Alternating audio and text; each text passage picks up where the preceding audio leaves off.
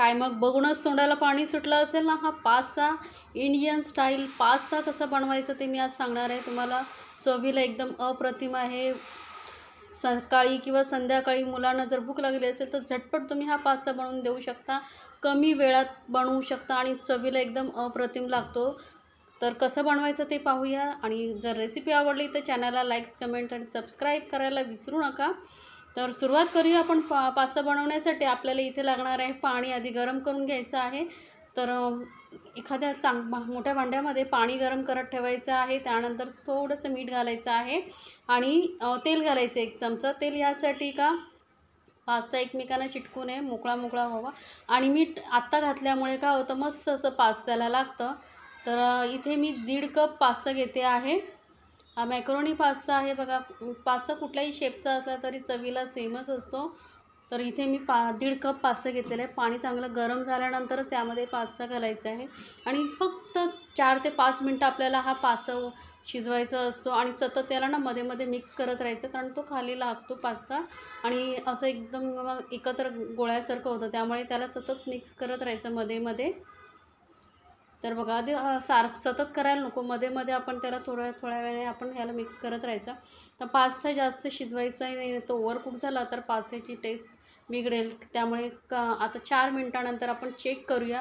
जर वाटलं तर पुढे 1 मिनिट आपण शिजवून घेऊ. तर चेक कसा करायचा, तर थोडंसं यामधला पास्ता काढून घेऊ आपण.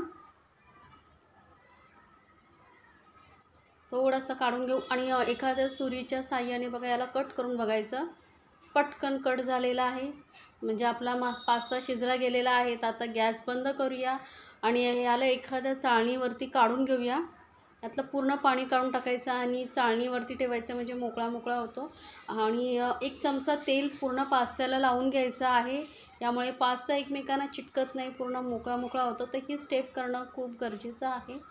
तर बघा अगदी व्यवस्थित त्याला मी पास्त्याला तेल लावून घेतलेलं आहे.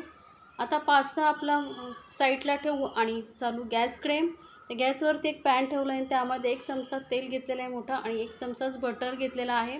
बटरमुळे ना खूप छान टेस्ट लागते पास्त्याला, तर नक्की घालून बघा.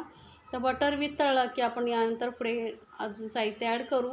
तर गॅस एकदम लोवरती ठेवायची आपल्याला. त्यानंतर आता यामध्ये घालूया 1 कांदा, मोठ्या साईजचा कांदा मी एकदम बारीक चिरून घेतलेला आहे.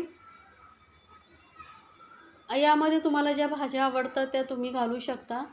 तर अगदी मी मोजक्या साहित्यामध्ये तुम्हाला कसं बनवायचं ते सांगितलेलं आणि चवीला एकदम अप्रतिम लागतो.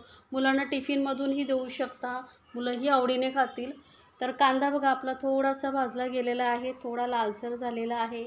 बस भाजल्यानंतर यामध्ये घालूया 1 चमचा किंवा 5-6 लसणाच्या पाकळ्या ना मी किसून घेतलेल्या आहेत, किंवा मग बारीक कापून घेतला तरी चालेल. पण पेस्ट घालू नका, किसून किंवा मग बारीक कापूनच घालायचं आहे. यामुळे छान टेस्ट येते लसणाची. आता लसूणही आपण थोडासा भाजून घेऊया कांद्याबरोबर. तर कांदा आणि लसूण बघा मस्त आपला भाजला गेला आहे. यानंतर यामध्ये घालायचं आहे. हे आपल्याला कांदा एकदम ब्राऊन करायचे नाही आहे, थोडंसं त्याच्यामध्ये कच्चेपणा असला पाहिजे. त्यानंतर इथे मी 2 मीडियम साईजचे टोमॅटो घेतलेले आहेत, तेही आपण यामध्ये घालणार आहोत. टोमॅटो छान लालसर असले ना की पास्त्याला कलर पण खूप छान येतो आणि दिसायलाही खूप सुंदर दिसतं. तर आता बघा मस्त असा आपला टोमॅटोही या कांद्याबरोबर आपण शिजवून घेतलेला आहे. त्यानंतर यामध्ये घालूया मसाले. तर 1 चमचा मी लाल मिरची पावडर घालते. त्यासोबतच आपण चवीनुसार घालायचं मीठ. थोडंसं अर्धा चमचाच मीठ घातले, कारण आपण पास्ता शिजवतानाही मीठ घातलेलं होतं. त्यामुळे आता फक्त कांदा आणि भाज्या आपण जी घालणार आहोत त्यापुरतंच मीठ घालायचं. तर अर्धा चमचा छोटा बस होतं. आता कांदा आणि सगळं व्यवस्थित आपण मिक्स करून घेणार आहोत.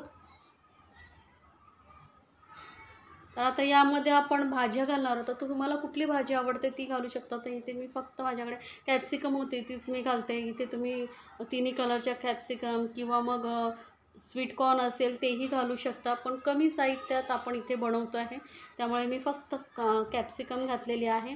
तर या स्टेजला कॅप्सिकम घातली का कशी जास्त ओव्हरकुकही होत नाही आणि मस्त अशी थोडी क्रंची राहील ना की खाण्यासाठी ही मजा येते. अगदी पाव कप एवढंच पाणी घालायचं, म्हणजे आपले मसालेही जळू नयेत आणि थोडासा शिमला मिरचीही शिजली जाईल. आता याला आपण मिक्स केल्यानंतर झाकून फक्त 5 मिनटं एकदम कमी गॅसवरती ठेवायचं आहे. साधारण 5 मिनटं झालेले आहेत बघा. मस्त असा आपला जी भाजी आहे छान शिजली गेली आहे, मसालाही मस्त परतला गेलेला आहे. तर यामध्ये आता आपण काही सॉसेस ॲड करणार आहोत. एक चमचा ना टोमॅटो केचप घालून मस्त चटपटीत फ्लेवर येतो. सोबतच 1 चमचा इथे मी शेजवान चटणी घातलेली आहे. आता शेजवान चटणी नसेल तर रेड चिली सॉस असला तेही घालू शकता. आणि 1 मोठा चमचा भरून मेयोनीज घालते. मस्त क्रीमी अशी टेस्ट येते मेयोनीजमुळे. असेल तर घाला, नाही घातला तरी चालेल. पण मुलांना हे सगळं घालून पास्ता केलेला आवडतो आणि चवीलाही छान लागतो, त्यामुळे मी मेयोनीज घातलेलं बघा. मस्त असं टेक्स्चर आलेलं आहे आपल्या पास्त्याला. आता मिक्स केल्यानंतर यामध्ये मी थोडंसं घालते चीज. तुम्ही चीज जी क्यूब येते ती किसून घालू शकता किंवा मग मोझरेला चीज असेल तेही घालू शकता. तर अगदी थोडंसं घालते मी, जास्त घालत नाही आहे. थोडं चीज. त्यानंतर यामध्ये ना आपण मॅजिक क्यूब येते मॅगीची, ती घाला. कुठल्याही किराणा स्टोअरमध्ये तुम्हाला मिळेल. यामुळे ना पास्त्याची चव आहे एकदम अप्रतिम लागेल. तुम्ही एकदा नक्की घालून बघा. कुठल्याही चायनीज रेसिपीमध्ये तुम्ही हे घालू शकता. चवीला एकदम अप्रतिम लागते आणि मुलंही खूप आवडीने खातील. फक्त एकच क्यूब टाकायचे, जास्त नाही, आणि ती क्यूब लगेचच वितळते. तर बघा मिक्स करून घेऊया. आता मस्त असं आपली ग्रेव्ही तयार झाली. किती छान दिसते बघा कलरला. आणि आता यामध्ये घालूया आपण जे बॉईल करून ठेवले होते पास्ता ते. बघा पास्ता किती मस्त मोकळे मोकळे झालेले आहेत, अजिबात एकमेकांना चिकटलेले नाहीत. म्हणून थोडंसं तेल लावून त्याला नक्की ठेवा. आता हे व्यवस्थित आपण मिक्स करून घेऊया. मी दाखवलेल्या रेसिपी जर तुम्हाला आवडत असेल तर चॅनलला लाईक्स, कमेंट्स आणि सबस्क्राईब करायला विसरू नका. सोबतच बेल आयकॉनवरती क्लिक करा, म्हणजे माझ्या नवीन रेसिपीची नोटिफिकेशन लगेचच तुमच्यापर्यंत पोचेल. तर व्यवस्थित मिक्स करून घेतलेलं बघा. पास्त्याला कलरही खूप छान आलेला आहे. आपण जे 1.5 कप पास्त्यासाठी साहित्य घेतलं होतं त्याचं एकदम परफेक्ट रेशो आहे. त्यामुळे तुम्हाला जर जास्त ग्रेव्हीसारखं अजून वाटत असेल तर तुम्ही अजून साहित्य घेऊ शकता. आता यामध्ये मी शेवटी घालते चीज सॉस. तर माझ्याकडे चीज सॉस आहे म्हणून मी घालते. माझ्या मुलांना आवडतो म्हणून मी घातलेला आहे. तर तुम्हाला नसेल आवडत तर नाही, आणि नसेल तर नाही घातलं तरी चालेल. थोडंसं चीज जास्त किसून घाला तरीही चालेल. यामुळे कसं मस्त चीजी असा पास्ता लागतो आणि मुलं आवडीने खातात. तर बघा आपला असा हा मस्त क्रीमी चीजी असा पास्ता तयार झालेला आहे. तर झटपट बनवा आणि मला कमेंट्समध्ये जरूर सांगा तुम्हाला ही रेसिपी कशी वाटली. बघताच तोंडाला पाणी सुटेल एवढं टेस्टी दिसते बघा, आणि चवीला तर अप्रतिम लागते. तर जरूर बनवा.